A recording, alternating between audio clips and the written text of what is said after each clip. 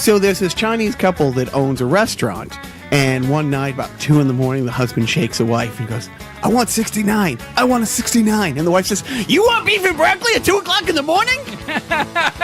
Hi, I'm Joe. I'm Jacques. And wait, we have a special guest sitting in. We all know him. We all love him. It's our good friend, Jim. Jim's on the podcast. Ooh, Jim. Jim's sitting right here. Ooh. Carnival personnel won't be the same. Jim is joining the podcast. Joining the podcast. Who voted for Trump? Jim, he's joining the podcast. Though he should be ashamed, cause this podcast is lame. Jim is his name. Jim. Welcome, Jim. Thanks, guys. I'm excited to be here, and I'm hoping to be as regular as possible with you guys now. That's what laxatives are for. Hey, right. listen, I want to get rid of that special guest part and just try to be as part of this as much as possible because I'm just sick and tired of you two guys ruining President Trump's good name. Exactly. Now, do you have any sort of uplifting dead baby stories you want to share with us this week? This is a comedy show. No. Oh, yeah, not that we're the funniest people on the planet anyways, without you, because, Trump bad, Trump bad. Pat's good. No, actually, Pats aren't good, Eh. and Trump isn't bad. He's fucking horrible. Okay, we'll No curb worse that. than that offense right now. I'm sorry, no worse than that offensive line Oh, or that yeah. secondary. Well, at least we paid a lot of money for the secondary. That's the good thing. They are the worst secondary money can buy. Right. It's You like know. paying for a high-priced hooker that won't blow you. Hello. Yeah. Seriously. Truer words were never spoken. No. So mumbling. But but anyways, everybody, thank you for the few people following us on social media, the few people who subscribe. Thank you. Now, Very please, few, by the way. very few. But subscribe. If you're subscribed, again, take 2 seconds, write a review. Just say they don't completely suck. That's it. It takes 2 seconds to do that. Forward this, put it on your Facebook page, put this on your Instagram and your MySpace. Any help we can get, getting extra listeners, great. And we apologize. Yeah. We need to stop using the MySpace reference, though. It's getting a little play. Friendster? No, can we use like Blip? I didn't see was exactly. Blip, Yeah. was Blip even? That was a thing. It was. Yeah. I remember for a short time I kept getting like the email every day from classmates. Do you remember the Oh, classmate? yeah. That was pre-Facebook, where people were like, we're going to help you get your class reunion back together. It's like, why? Right. Yeah. Maybe we should start plugging the podcast on like LinkedIn. Yeah. Well, actually, we were talking about, just Jim and I just now about social media and getting you effed up at the workplace. Yeah. Like the only social media I've ever done before Twitter a few weeks ago was LinkedIn, but truly for work contacts. And it's like, I've thought about that before. I thought I got, I'm quote unquote friends with like almost 500 people on that, of which at least 300 I've actually done work with. I've been face to face with, and a lot of them, I'm not sure would appreciate, like, especially when I'm dealing with, like, heads of NASCAR. It's like, my podcast is exactly what it is, Yeah. I'm thinking,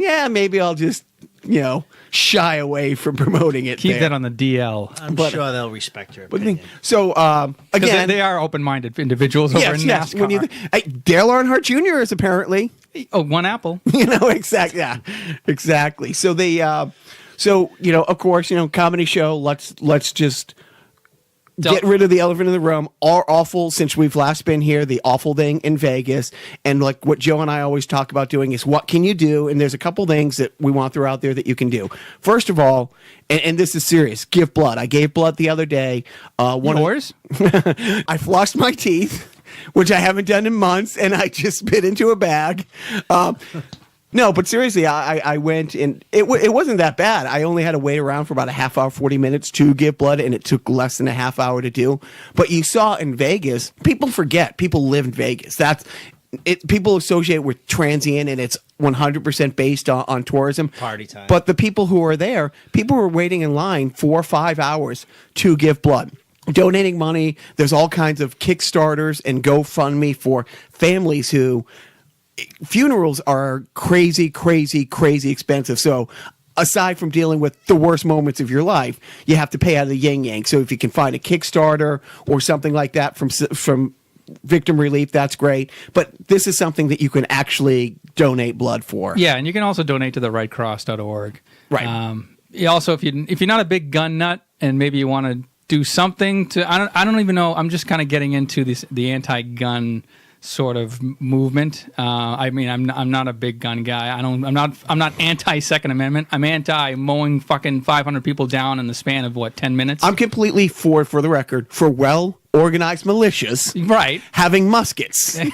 I will get a musket to any well-organized. I will pay for it. So if you're a listener who knows of a well-organized militia needing musket funds, right, I'm your guy. I'm actually going to look more into like what stopgunviolence.org does locally. They have that big billboard outside of Fenway Park for decades about handgun violence. So I think that I think they're more about bringing awareness to the public and also getting more legislation put forth in Congress to stem the use of assault rifles. I'm 100% against anything like that, but I'm not against like hunting. I don't hunt. I'm a vegetarian, but I understand it. I'm not for, let's say, getting rid of the Secret Service so you can go to Canada and shoot like a moose. But like I have friends in New Hampshire and Vermont, bears are an issue.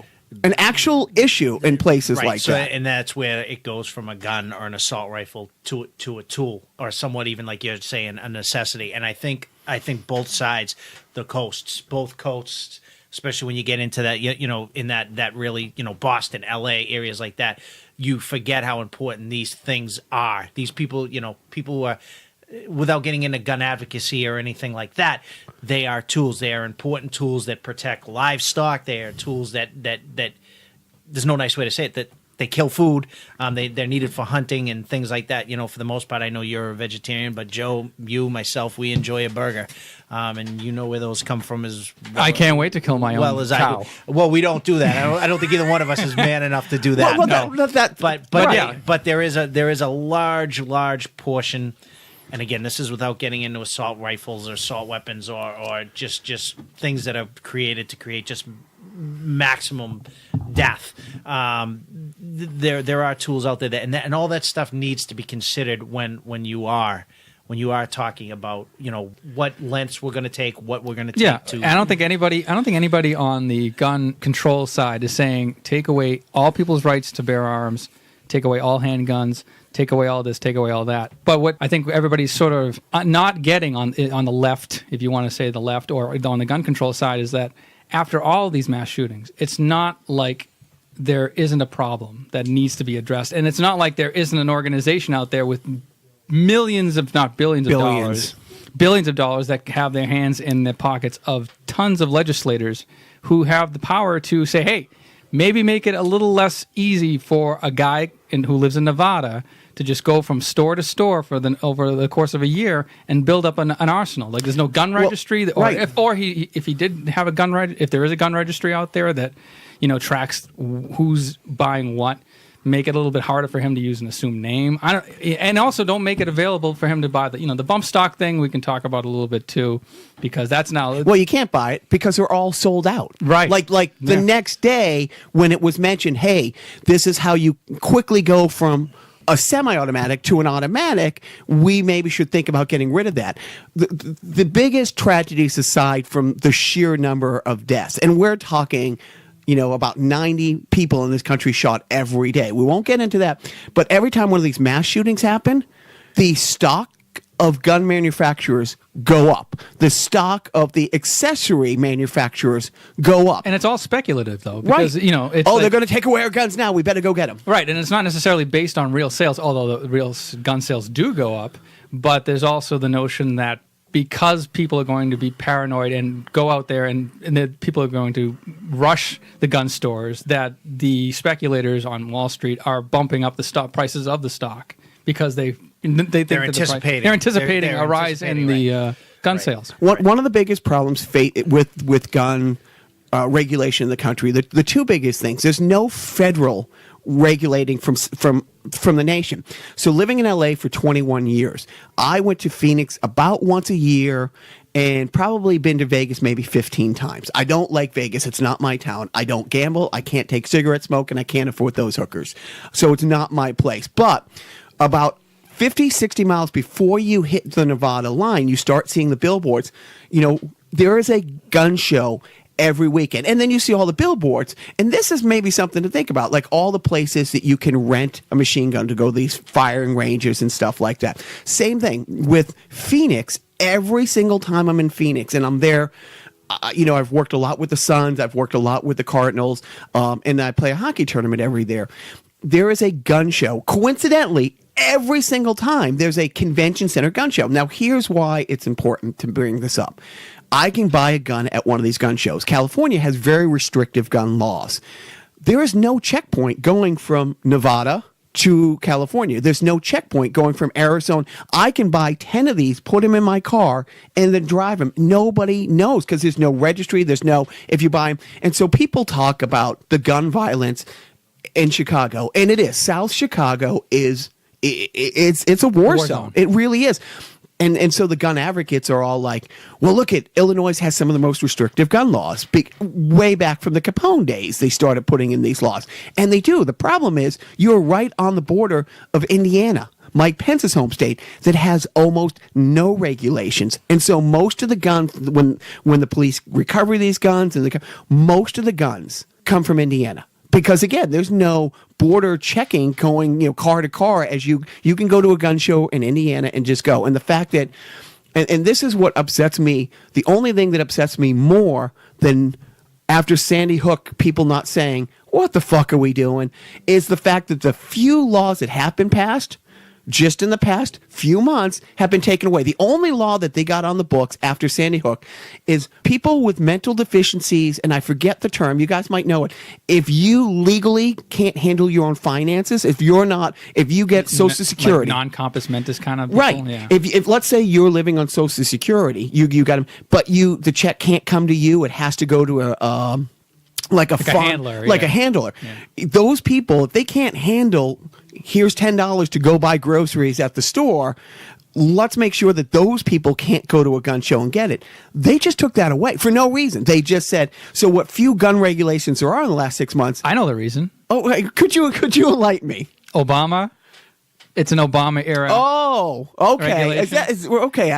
Anything that happened in the Obama era, those last 8 years, let's wipe that out as much as fucking possible. And the tragedy, I actually think that bringing Bin Laden back to life, just because, and then you think, what was to come to the Senate floor the day after this shooting was a hearing on silencers for these things. Oh, yeah. And it's like, how? Wait, we're trying to get on us liberal snowflakes are trying to get 90 people in the country not killed every day. Because somebody, I think it was Elizabeth Warren who said it about 6 months ago, like out of the 90 people who die every day in the country, 40 of them are children. If Ebola or the bird flu, if something came into this country that was killing 40 children a day, we would stop everything. We would close borders to make sure the disease wasn't coming in. Every nickel that the CDC needed to come up with a relief. Every doctor, every research lab would stop what they're doing right now if a unknown disease started killing 40 children a day. Am I right or wrong? Would there be an open check to stop this from happening? Well, let me just throw this at you, because let me just go this. Jim, will you shut up for 1 second? Come on! Your point is taken, but there is something that's coming across the borders that is poison and is killing people every day, and it's drugs. And it's coming obviously Mexico's an area that's always talked about, but they are coming. And I'm not just talking about illegal street drugs like cocaine, heroin, and things like that. But then you can also get into, you look at Canada or Mexico when you're talking about prescription drugs or other drugs along those lines, that regulations might be different and might be coming across in different ways. So aside from bird flus and things like that might be coming across, there are drugs coming across. And that's why, personally, I believe it is so important to secure our borders, not to get into a crazy. Right. But they are doing things. Okay, there's a drug enforcement agency. Correct. They pretty much have a blank check to fight drugs. The war on drugs. Here's the point: we're spending billions a year to fight the war on drugs. The opioid crisis is the biggest thing facing us, and that's doctors writing illegal prescriptions. We could stop that tomorrow. But the biggest thing about the war on drugs, we're spending money on the war on drugs. We're spending money to not stop this war in society. That's the biggest difference. And the biggest thing, and I asked Jim before, Jim comes from a law enforcement background. The thing that puzzles me about people in law enforcement, these guns that were used in Vegas have one purpose and one purpose only: to kill mass amount of people as quickly as you can and as easily as you can. And as somebody who comes from law enforcement, please explain, if you can, why are armor-piercing bullets at all available to anybody outside of a war zone? Like those aren't for hunting. Like, I've never seen a geese with a flak jacket on. If you're buying armor-piercing bullets, you're buying them for one reason and one reason only. And really, who has protective vests? Cops. So those are cop-killing things, but I don't understand why law enforcement isn't more out front of saying, these guns got to go away. Well, let me just put it. And I'm not trying to take the cheap way out. Number one, I don't know the answer. That's first and foremost. Number two, what you're saying is not lost on me. But the truth of the matter is, when it comes to armor piercing or armor against bullets and things like that, unfortunately, one way or the other, however they're getting a hold of them, bad guys do have access. And they're always going to get them. But where are those things manufactured? Manufacturing and everything else like that. That's a whole other ball of wax. You know what I mean? whole other ball of wax. But and unfortunately, when you're talking about law enforcement, and then you can dive deeper, like you're talking about, and get into regulations and laws and banning and things of that nature. And I don't have good answers for you for that, and I don't think anybody who works potentially directly in law enforcement really has answers to those questions, because I think their training and their mindset and their budgets are as more guided towards these things are here. When we respond to these type of calls, these are what we are potentially going to have to combat. One thing that's really open, and all these studies really started coming about during the Columbine tragedy, when the high school in Colorado, there was a mass killing there. That's where things really started changing. We didn't start thinking about subject as active shooters as much as we started thinking them as active killers, and that you can't waste time setting up a perimeter. You have to get fire back at them as quick as possible to limit death. Right. And that's where long guns, the guns that you're talking about, are coming into question. Now, what's taken in this particular case, and again, please don't, nobody take what I'm saying here as gospel. I am not I do work in law enforcement. I am not a gun. We're not a spokesman for it. I understand. And or by anything just like that. Nobody's listening. But Two. but my point is, our training is based on what is out there and what we do have to deal with. And unfortunately, when you're dealing with an active killer in those situations, the training is you got to get a long gun on them as quick as possible to prevent death. No, I think I know what's going on. Yes, you're basically saying you're not. If people in law enforcement they're not going to be trying to be out in front and say, like, this is what has to be done to prevent further.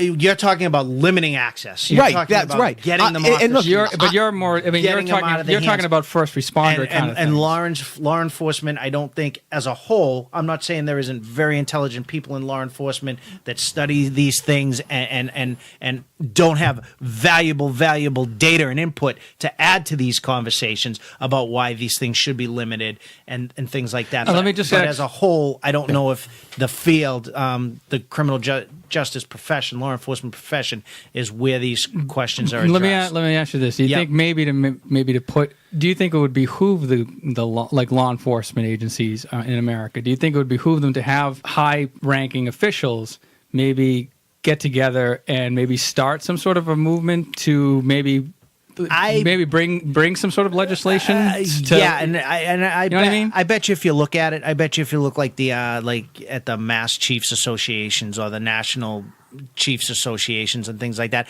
I bet you if you look at it, they're probably pretty open about their stance on stuff like that.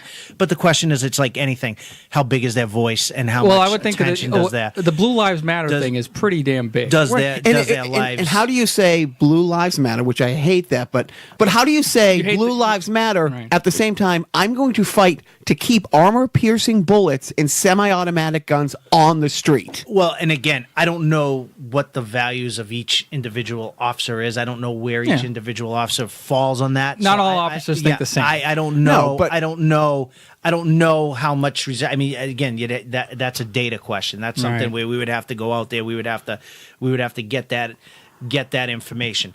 This specific tragedy that we're talking about most recently is an accessory. Meaning talking about the bump stock. Bump stock. The bump stock by no means solves the problem. The person and the person shooting the gun is what did the damage. The bump stock maximized the Fatalities. The fatal. That's an accessory. I don't know why, without even getting into right or wrong, I don't know why both sides can't come to an agreement on this, regardless of where you are. Write very specific legislation that takes the bump stocks out of the mix. Right, you don't have to cover. We don't have to solve everything all at once. I think Let's that's get rid of the bump kind of what stocks. the NRA is That's- sort of capitulating to. Is like they're let's- using this as sort of like a stepping stone. It's like, okay, But they say it's a slippery slope. Oh, if you say, okay, you will never be able to successfully make the argument to me why you need a semi-automatic rifle. But let's say you do. There should be a law that says you don't need two of them. And if you buy one in Phoenix and you buy one in Boston, a red light goes off. And again, regardless of what side you have, out of respect for the other side, let's just make very specific legislation. The last thing I'll throw out there on this is I am not very familiar with the bump stock accessory, so I can't speak to it as any sort of expertise or anything like that. My only concern would be going forward is I don't know how easy they are to make. Like, can somebody make a homemade one? Like, can you 3D print those? You probably can, Yeah, but- but again, it would help to have them not being mass produced. Yeah. Point taken. I'm not against you on this. see, I always thought So we solved one issue. Yeah, I always thought Yeah. the bump stock was a dance on the '90s that I just missed out on. Well, it's Bump left, stock, right, right, hop back, Oh. right, left. On a happier note, right. Puerto Rico. Oh, cheerful place, wonderful. We're not going to talk about any of the bullshit with Puerto Rico. But here's something that really interesting that's come out the last few days about Puerto Rico. Elon Musk has said, I will help rebuild Puerto Rico using solar energy. This is an awful, awful situation where the island has been wiped out. And this is one of those rare opportunities where I'm not going to say something good comes out of it, but something good can come out of it. Puerto Rico can be rebuilt as a bastion and an example of the most modern infrastructure in the world. The energy of the future. The energy, and it could be because it is a small island. It could be the world of tomorrow. I mean, the reason it can be done is like basically you're starting from scratch. There's nothing there, so it's not like you have to tear down the old infrastructure to put this up. Are you saying that they have the technology and they can rebuild it Stronger, faster? and now this is when you hear about these billionaires wanting to step up to the plate and do something, and so far the governor of Puerto Rico has said, hey, let's talk. I mean, this is an amazing opportunity to go in there and over the course of a very short period of time take one of the most out-of-date power grids in a first world nation. Hello, for the half the nation that doesn't know Puerto Rico is part of the United States. It's a first world nation. I mean, and there's a lot of money on that island. Well, There to be really fair, is. so is Alaska. Is it really? But we but what I we, love just disparaging a state. we well, anybody in Alaska, I would like to distance my. But seriously, this is an amazing opportunity to say, here was the most antiquated power system, and let's make it revolutionary. I mean, when you think about solar energy just alone, and you look at how much Germany is running more than 50% on solar. What do they know about engineering, though? Exactly. But they killed so many great engineers too, and yet they're still so far ahead of the curve. They love to engineer shit over there. They really do. Socially. But seriously, they get something like 40% of the sunlight that Southern California does, yet they're running more than 50% on solar energy. You take someplace like Puerto Rico, honestly, you can rebuild that. And if Elon Musk is putting his money into it himself, and we can get money for this, again, I mean, first of all, how many clean jobs come from installing and building and maintaining this? They might be at a point where in 5 years they have enough energy. They can start selling the They're energy. selling it back. Yeah. And that's why, I mean, Musk is a great philanthropist, Wow, congratulations. I really, you see how I had to pause to make sure I was going Wait, to let say me that? clear the smoke out of the room. Like I got an ice cream headache all of a sudden. But seriously, at the same time, it's smart business because it does. It will be a profit center. It will be a reliable source of energy, and it will create jobs, especially in Puerto Rico. Now, what can the energy agency do to squash that immediately? You're right, exactly. Can we do anything to stop it? Well, we will find out because I'm quite sure. But that's one of those things. It's like it's very public. Here's Elon Musk, a world icon, doing it. So this tragedy could be a long-term benefit to Puerto Rico if, like you said, if they take this opportunity to not walk backwards. He should sell a cologne, though. Elon Musk. What about your thoughts on this? I'll be honest. I don't want to. I don't want to necessarily go as far. It's a little early, and I'm not trying to call you out, but I don't want to call it a. I don't want to call this an opportunity just yet. There's a lot of people that are hurting down there, and first and foremost, But they have paper towels. we gotta get aid down there. That's above it all, and as well as we do in Houston and Florida and everywhere else for whatever reason. Yeah, but Houston and Florida are America. Yeah, but they get. Wait a second. Well, without getting into any of that, regardless, in the name of humanity, I think first and foremost, let's make sure people are getting fed, people are getting medical care and everything like that they need down there. Without a 'Cause doubt. I'm sure it's a disaster down there right now. I'm sure, and I don't say. But Kurt Schilling's there, so I think we're Kurt okay. Schilling, Elon Musk. I don't say that lightly. Well, unless they need an old Jennifer pitcher Lopez. at this point, I don't know how much help he's going to be. Yeah. Oh, good. Are you saying he's all washed up? Oh, you see what he's done there? up, Joe. No, don't, please. Let's get on a lighter note. Creepy old men. Yeah. Creepy old Hollywood moguls. I am shocked and appalled that a high-powered, decades-long executive producer and movie mogul has used his position to take advantage of women. Yeah.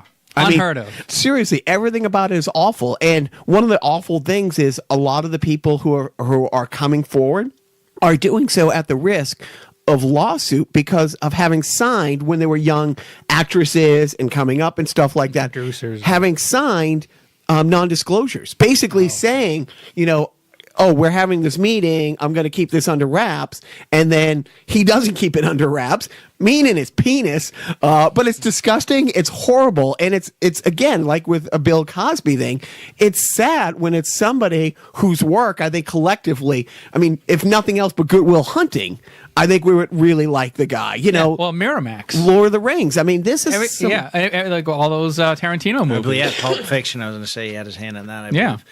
believe. To me, there's what do you say? I mean, this is kind of there's not much. I don't want to say there's not much of a story here, but I mean, It's the way that how do we extrapolate? Yeah, on this? it sounds like it's going to be quite embarrassing for him at the least. You're right. Well, I mean, he won't work again.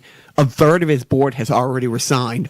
But that's one of those things where it's like, at what point? I mean, at what point does this stuff stop, or will it ever? No, it doesn't. Well, I guess it all depends on how people are brought up.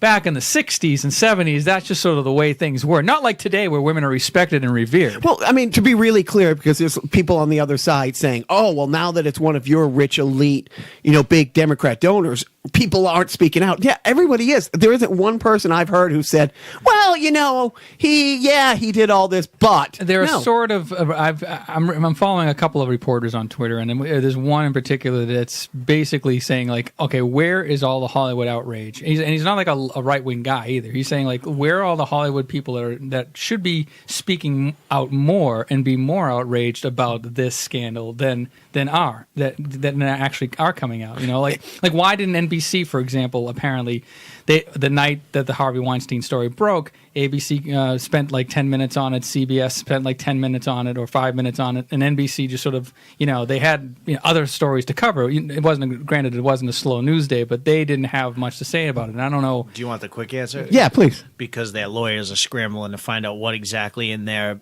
stations, networks that he has his fingerprints Exactly. on. Right. Exactly. No, that's a legitimate thing, because the fucked up thing is Weinstein comes out and he But Weinstein apologizes. But ABC's run by Disney. Like Disney Right. has their hands in everything. So, but you were saying, yeah. So Weinstein comes out and apologizes. And at the same time, his lawsuit is still going after the New York Times as of now. So there's probably a lot of people like that. But still, it's heartbreaking. It's disgusting. But it's all over the place, and it's not, wish-washing it. But it's the fact that it still happens every single day on this level. And look, this is not a partisan thing. There are absolute scumbag shitholes doing this. Right. On both sides. And a lot of them are left leaning or right. It's not like all Republicans are are lecherous. It's like, and all Democrats are holier than thou and high and mighty and always take the right path. No. It does, but it sucks, and there's no excuse for it. Yeah, and it's just not not relevant. Their party affiliation is just not relevant. I just like to make everything about party now. Isn't that what we all do now? I love politics. I see you write with your right hand. Oh, but you fascist motherfucker. It's just not relevant. Right. Left hands matter. And then again, it just happens. This is jumping in the sports world. Just the other day, Cam Newton, who, this is a young guy, college educated. Yeah. This is Let's talk fucking about Cam stupid. Yeah, you know what? You know what was funny about this? The only thing I could think of is because again, I do not follow the Carolina Panthers. I don't follow Cam Newton too closely, only because in my 4 or 5 years being an active participant in fantasy football, I don't think I've ever had him on my team. Oh. So I don't watch him too closely. Not a huge fan, but he is a talent. He did have not last year, but the year 2 years before. ago, He MVP. had a great year. That was the only thing I could think of, because there was nothing that I could relate this to. I don't remember hearing any other concerns about any sort of biases like this against Right. women. But all of us, the only thing I could think of is, I'm like, you know what? He took a lot of heat for his play in that Super Bowl, maybe lacking a little heart, the issue with the fumble, about going after the fumble. I'm like, the only thing I could think of, I was like, I wonder if there's some sort of history there where maybe she was all over him after, negatively about the Super Bowl or anything like that. Okay. That's the only thing. Not that it makes it right, but I was like, is there a history between? It seemed to have come out of nowhere, and you would think, Yeah, I'm like, to there's gotta- justify it. But Right. okay, well, now if that was a case and he was dismissive and it's like not taking her questions or answering her questions and kind of being a hood, Hoodie's a dick to people all the time, and there's some people that Brady hasn't done interviews with, but his thing was, a woman's asking a question about running routes. No, but did you see the actual clip? Yeah. I saw I didn't see the interview or anything like yeah, that, she's but like I a- saw the piece with him saying routes. I think that's funny or whatever. Yeah, whatever he said. she was right there, and she was like a 25-year-old reporter, so she's not. No, she's been on the beat with the Panthers since he's been in the league. Right, okay. So she's been in that pool of reporters dozens and dozens of times. Right. It's not like an unfamiliar face. No, right. I'm just thinking, to Jim's point as to whether or not there was some sort of so that's the only thing I can Right. think of. I History was like, with is them. there some sort of history where she's been all over him? No, about- it about seemed to have something? just kind of come out of nowhere, where she's talking about routes, and then he just sort of smiles and he goes, "I just think it's funny to hear a female reporter ask about routes." Yeah, no, and if It's funny to me. without funny, there right. without there being a history, then I don't think there are two sides to this argument. I think he's it's just a cock. it's just a bad. I think bad he's just moment. stupid. I think he's just stupid. Yeah, it just didn't make it. Didn't. It was. I'm not going to call him stupid. I'm going to say it was a very stupid comment. That was a stupid thing to do. It cost him his endorsement with Dan and Yogurt. And let's face it, have you ever seen one of those commercials? It's advertised towards women. So they were, I think he's going to lose his Tampax endorsements too. So, oh, good. So anyway, Strong enough for a man. but made for a woman. But we, on another happier note or interesting note, I was telling Joe this. I just saw this on the net. The longest commercial in Burger King history. It's great. If you guys want to look this up, at a screening of It in Germany, they watched the whole movie and they had all these cameras, like the crowd reaction thing. Like a logo came up, with the McDonald's clown thing. It's like the moral of the story is never trust a clown. And then a big Burger King logo came after that. And the crowd went from being horrified and scared to just dying laughing. And Burger King said, that is the longest commercial in the history of advertising. Wow. That's a major, that's a trolling. Come on, McDonald's, you've just been called out. Yeah. I like it. I do kind of miss the Ronald McDonald commercials growing up. Did you watch those? Yeah, and you couldn't have missed them in Saturday morning cartoons. The McNuggets, what were those things called? Like they're like the Fry Guys. Remember the Fry Guys? Yes. They had like the dreadlocks. Well, they had the whole.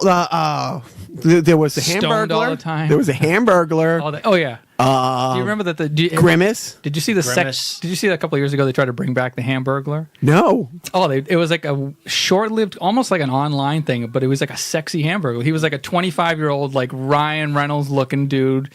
That you got me exactly sold, and it's like and it sort of like shows him in his home life, with his family, but like he's all grown up. But like it was weird. It was like, and it didn't really go anywhere, but it was kind of viral for like a half a minute. My favorite joke is like for Jim Gaffigan's routine about McDonald's is just the best, and he talks about how you're embarrassed when you see somebody at McDonald's. Like, what are you doing here? It's like, I just had to use a payphone. What are you doing here?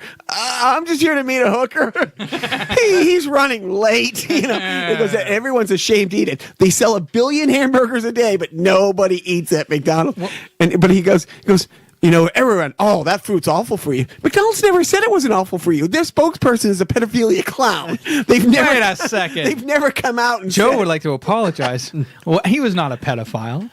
No, but that was I'm not apologizing for Jim Gaffigan's routine. But that's what he's talking about. McDonald's has never said, "Hey, come in here and eat healthy." They're like their spokesperson is a pedophilia clown. Oh my God! When was the last time you ate McDonald's, Jim? Oh man, I'll tell you, I love McDonald's. I can't lie. It's been a while, but I do love it. That whole reloaded Grimace and all that stuff, that just was coming with stocks falling and things like that. They were trying to rebrand, and now they got like their signature sandwiches and things like that. I don't know that from going in there.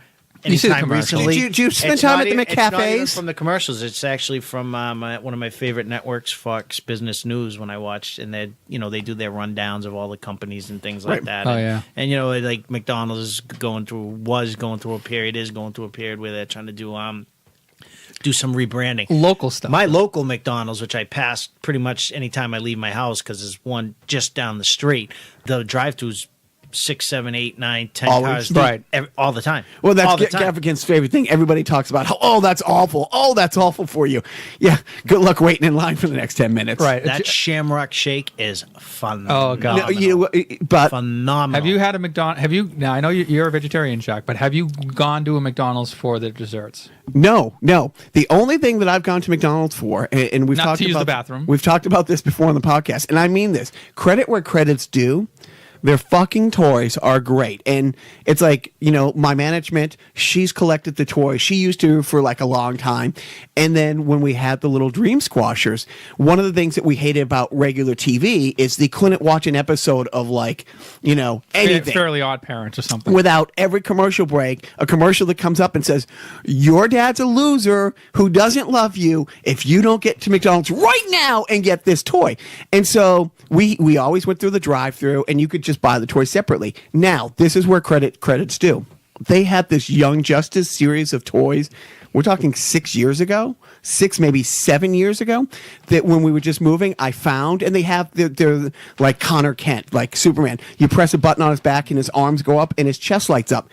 It still works. Wow. Like not just the arms, the light still works. The Green Lantern lights up. I mean, some of those toys are actually good. But the last time I ate at McDonald's, it was one of those things because before I became a vegetarian, it's like I lived there. I would go there at least once a day, maybe. Wow. I was, but it was on the same thing. Right. It was on my way when I left my house.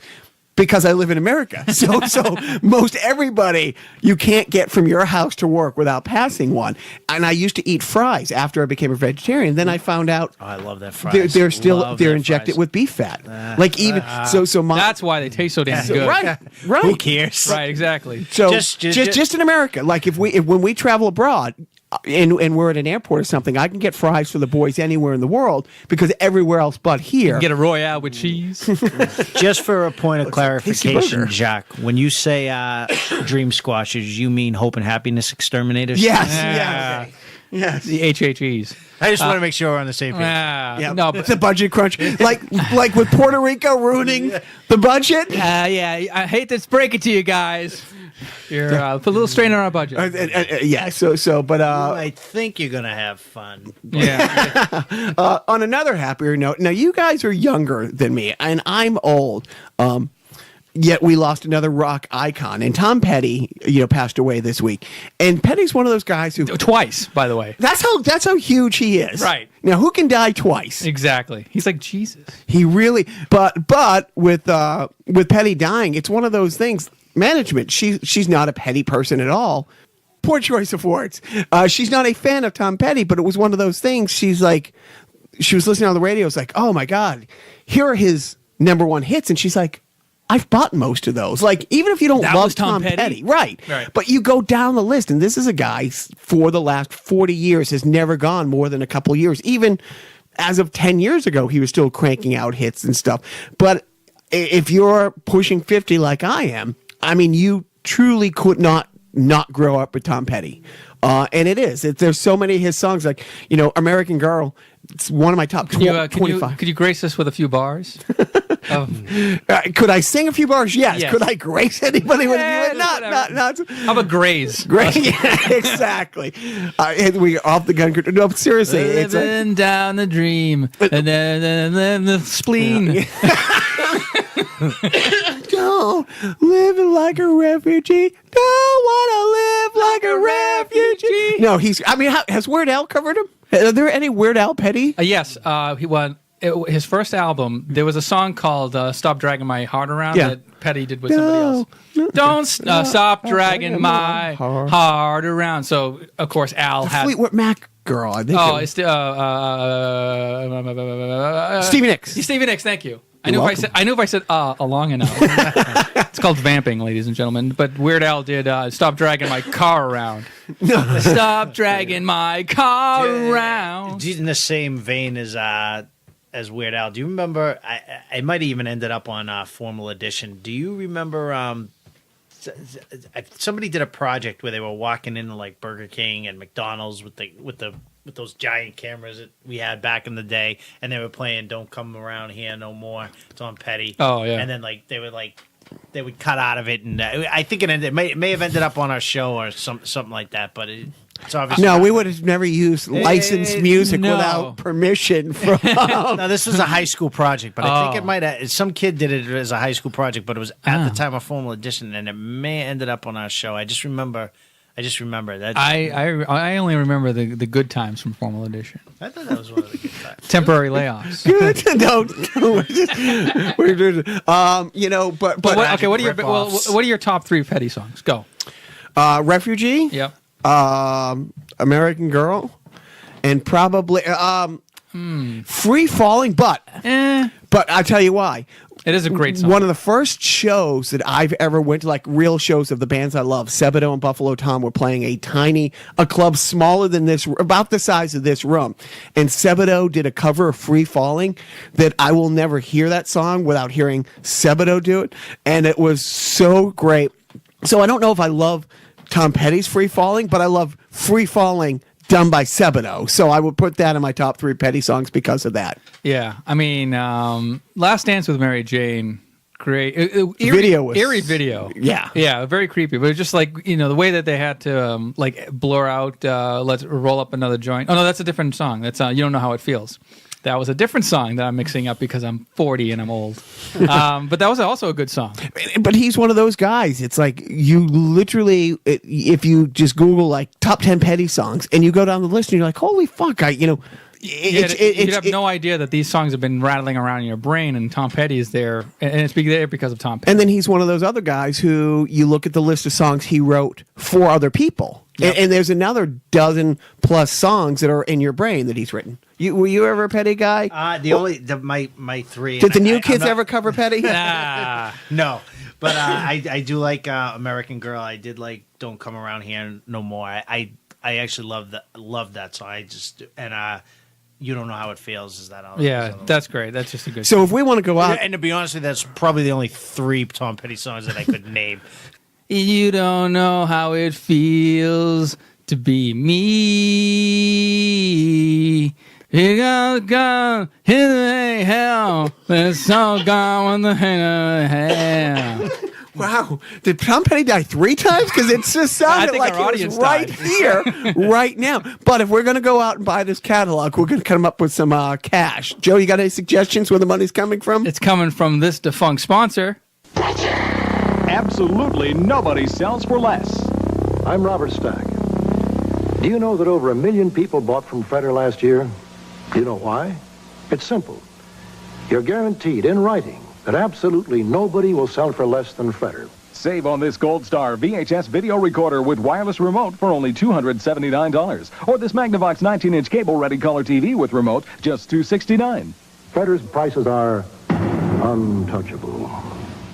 With ad money like that coming in, I think we can all get the entire catalog without having to get it, put it on a cassette for each other, and hand the cassette around. So I think we can actually afford to buy that outright. Yes, we can. That's big bucks. Speaking about big bucks, let's talk about the worst defense money can buy. But what are we talking about first? We're talking about the Patriots. We're talking about the Buccaneers. Well, I said the worst defense, Right. and that would be the 32nd ranked defense, the New England Patriots. And like I said last week, the difference between the Patriots at 32nd and 31st defense is a wider gap. For them to go from 32nd to 31st worst defense is a wider gap from the 31st defense to go to the 21st defense. What was your Jacques lock of last week for that? I believe I took the Patriots. I know I got that, but You'll take them anywhere. But I did. I had them scoring, I think, 38 points, which, if you doubled their 19, Right. if they played 8 quarters, they might have hit that. But no, I mean, it's unbelievable. And their offense isn't great. And we'll get into that. But right now, what upsets me so much, and Jim, start that off, the penalties. The penalties, it's bad. And here's what you got to look at. And my opinion is this going to get better? Is this going to get better? Is this going to be a Bill Belichick team? Is this going to be a Bill Belichick defense? Well, with the penalties, the things you can't get over, 2 weeks ago, they had a very rare running into the kicker penalty.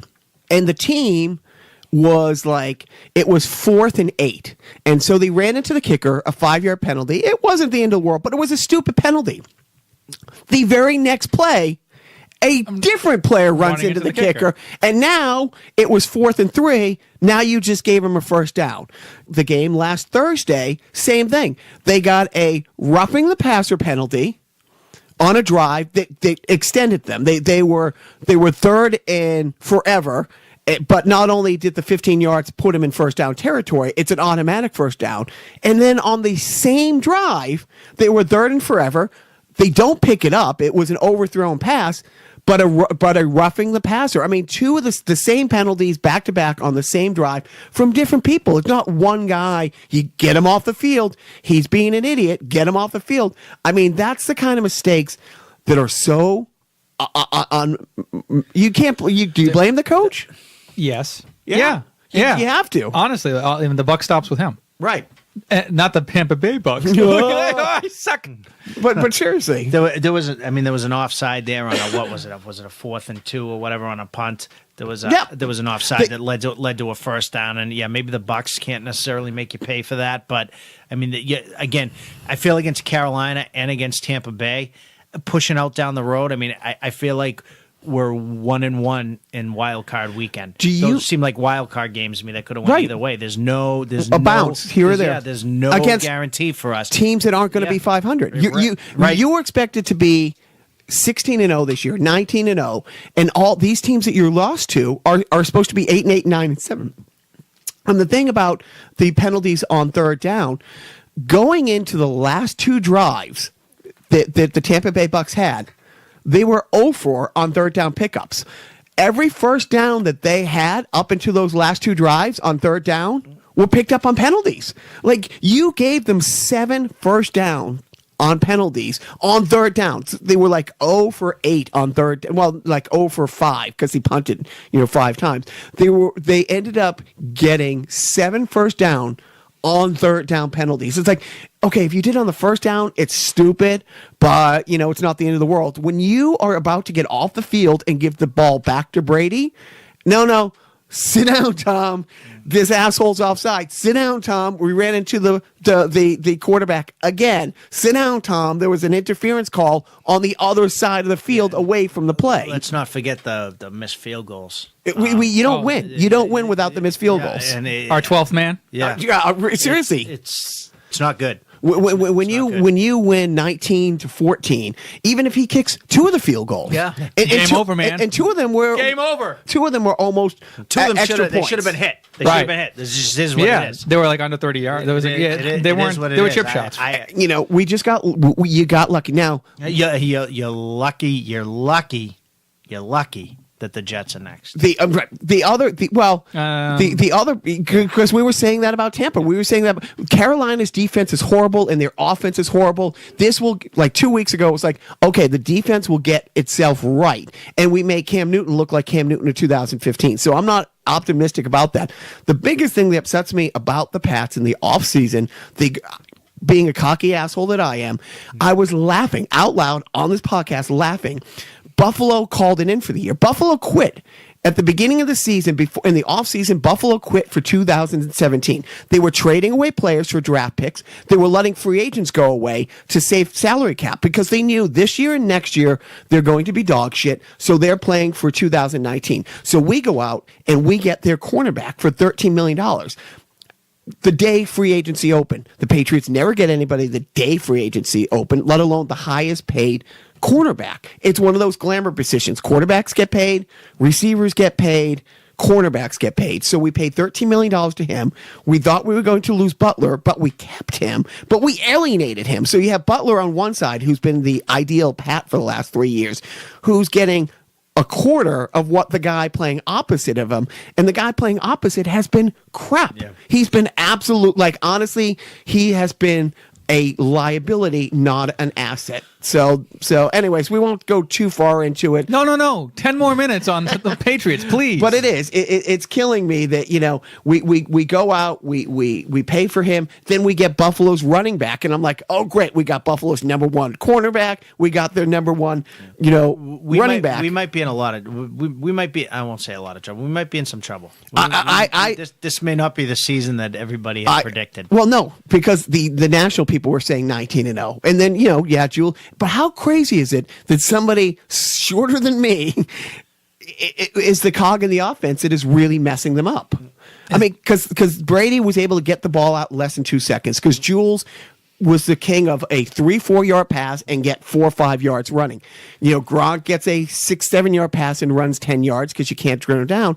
Well, now we got Cooks that are stretching the field. I've gone way into the deep. Let's move on to something else. We're not going to do a Jacques lock of last week because the Jets play. They play the Jets next Sunday, which means we're going to wait until we record the Saturday prior so that when it posts the Monday after the game, you can hear Jacques' lock of last week. Ka-ching! So let's jump ahead to something with more minutia. Okay. Let's go with the video review of the week. And the random video game? And this week, you get it picked by... Oh, Jim gets to pick a Nintendo game off my shelf. All right, I'm going to jump up and Just do it. And Jacques gonna go pee. No, he's grabbing the book. He loves this book. I love the book. You know what? I'm going to that retro expo, and I think this guy. We are next Sunday, the 15th. At the Hartford Convention Center. They're having Retro World Expo for Saturday and Sunday, the 14th and 15th. I'm going on the 15th with my kids, and I think the author of that book that you're holding, the Ultimate NES Guidebook. You're scrambling for your phone. I want to. But did you leave it upstairs? No, you stupid. Well, let's jump ahead. Let's figure. Anyways, at the space. So wait, time out. Just to complete the thought. So the author of that book may be there. So if I run into him, I'm going to say, "Hey, we do a podcast that gets listened to by our moms." Not even. And my friend, honestly, my friend loves the book that I bought. Not necessarily I love your book. No, I saw this book upstairs. It's funny. It wasn't even down here with the NSE games. And I'm like, I was reading it one day. And I'm like, this is amazing. The detail. I didn't know there were this many. Honestly, it's the thickest book I think I've ever picked up. The Ultimate Guide, the Ultimate NES Guide to the NES Library, written by Pat Contry, known as Pat the NES Punk on the internets. He does funny Nintendo game reviews, and he also wrote this book that reviews every single Nintendo game known to man. Not the obscure Japanese ones that we wouldn't get in the U.S., but like every one that we would have gotten in the U.S. he reviews, and it's pretty thorough. But anyways, Jim pulled off his show. Jim's still here. he sat through this whole fucking bullshit, and he pulled a game off the shelf. I'm gonna guess. My eyes aren't so good. I think those are the eyes. I think they're in the eye section. I need an eye chart. I don't know. I'm gonna guess Iron Sword. Did you pull off Iron Sword? I don't know what you pulled off. Ice hockey. Oh, love it. Ding, ding, ding, ding, ding, ding, ding, ding, ding, ding, ding, ding. Ice hockey. Jim, I think I own this game. I think this might be your game. Oh, there you go. Owned past tense is the right word. I have a second copy way up on the top left. There's three double games. In case that one gets stolen. Right, exactly. For insurance purposes. Always have a backup. Burned out. Yeah, no, but this game is this is the shit. This and Blades of Steel are like the two best hockey Blades of games. Steel, yeah. Those are the two best games on the NES. This is one of the original quote unquote black box games, like one of the first 10 or so games that were officially published by Nintendo that were released on like launch. I think this came out on launch. It was part of their sports series, and it's hockey. You play as either the U.S. or Russia or Finland or Czechoslovakia or any one of those defunct countries, and you can play as like three different types of characters. You're either the skinny fast guy who I actually remember this. You were the medium guy who was like the everyman. He was kind of good at he was a little bit he kind of fell in the middle there as far as his abilities goes. And then you have the big fat like goon that just all he was there to do is just break up passes and start fights.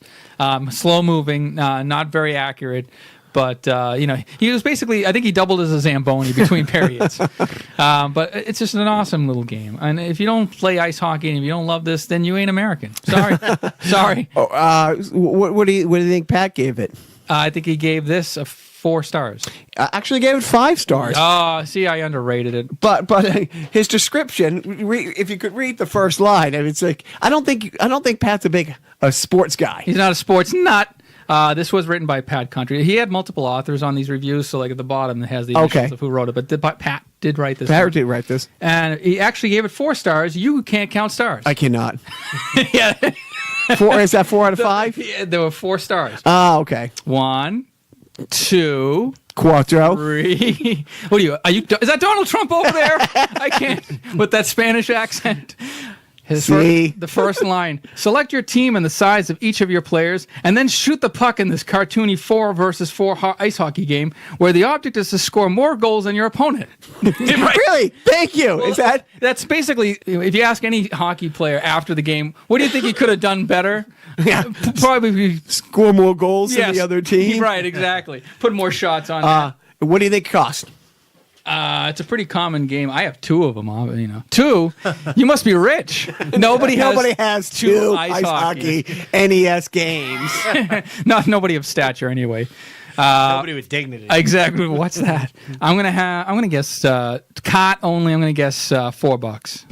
$9.47. $9.47. Yeah. What? See? What?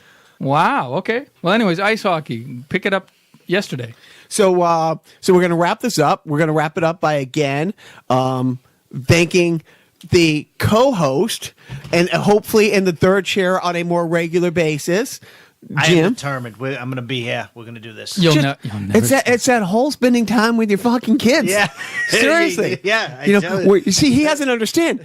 Joe and I don't like each other. We're just here so we don't have to be around a fucking kid. Right. Or in Joe's case, it's funny that they don't have to be around him. We use his kids as an excuse to get together, Yeah, and then we exactly. abandon them. Yeah, exactly. Playing 3-dimensional chess, my friend. Taking them down from the inside. But thank you, Jim, for joining us and bringing up the room. And so again, follow us on social. Do you don't have a Twitter? I do have a Twitter. Don't give it out. Don't do it, man. Let me put it to you. I'm going to say this. I think I have a Twitter. Okay, all right. That's the most manly response ever. Yeah, But, what I mean by that is, I think I do. Right. He's not being facetious. How I would get to it if I do have one. That I don't know. Okay, a full disclosure, I run Jim's Twitter account. I just That's where the porn pics come from. I don't have a Twitter button on the phone. Right, good. I'm Don't get one. I'm the Jacques 4. I'm ashamed. No, I'm sorry. I'm also on Twitter as OptiGrabber. And Carnival Podcast. Carnival Podcast. Not. Oh, is it? Yeah, it's Carnival, Carnival Podcast. Podcast. See, I tweet so seldom from our own account that I forgot our handle on Twitter. It's Carnival Podcast. So, and we will tweet out more suggestions for shows other than Stop. Highly thing. We're going to plug this week. Hopefully, we might have to edit this out if we can't make Skype work, but hopefully we're doing a Resident Evil game podcast with our special guest, Chris, from his cabin in Montana. I'm not kidding. Well, it's not a cabin. It's a house. So Skype should work splendidly. Hey, it goes to those third world countries. Right. Are they a state? Are they like Puerto Rico? I just like to think of them as I think as Manitoba light. They have the most malicious per capita up there. Ted Kaczynski, yes, but are they well organized? So we got all that. Any last thoughts, Jim? Actually, do you have a parenting tip? Let's do the parenting tip. Yeah, it's, Get on mic. That's my parenting tip. don't beat them. You can't do it. It's against the law. Just don't. So you're not how angry you get. Just don't do it. Yeah, hit their mom. Is that what you're saying instead? I'm saying just don't do it. Don't leave a mark. Exactly. I know. I'm reading between the lines. Yeah, exactly. We've already covered pressure points. My thing is sometimes positive reinforcement works for absolute. He had no idea about my oldest. I just showed up at school the other day and let him have a half day to come home and just do nothing but veg out, play video games. We stopped at GameStop and got him something on the way home just because he's been kicking ass for the last 5 weeks. His brother kind of is a pain in the butt with him. So it's like, hey, all by yourself, mama, me, nobody, all the screen for yourself. And sometimes he's really reacted to positive. Who would have known that positive encouragement works? Not me. Not me. I don't even know what that is. You said positive and encouragement together. I'm still trying to. My brain's still trying to wrap my head around. I can't even. I'm stumbling over that phrase. What is that? Do you got a parenting tip this week? No, because I'm a bad parent. And again, we had fun here, joking around here at the end. But again, just please remember there are a lot of tragedies out there. There are a lot of people in need recently. Vegas, whether you can donate blood, money, Puerto Rico, Houston, all those things. Paper they are towels. very, very, very important causes. Just throwing that out there one more time. Yes, be good for goodness sake. Whoa, and somebody's coming. Do not forget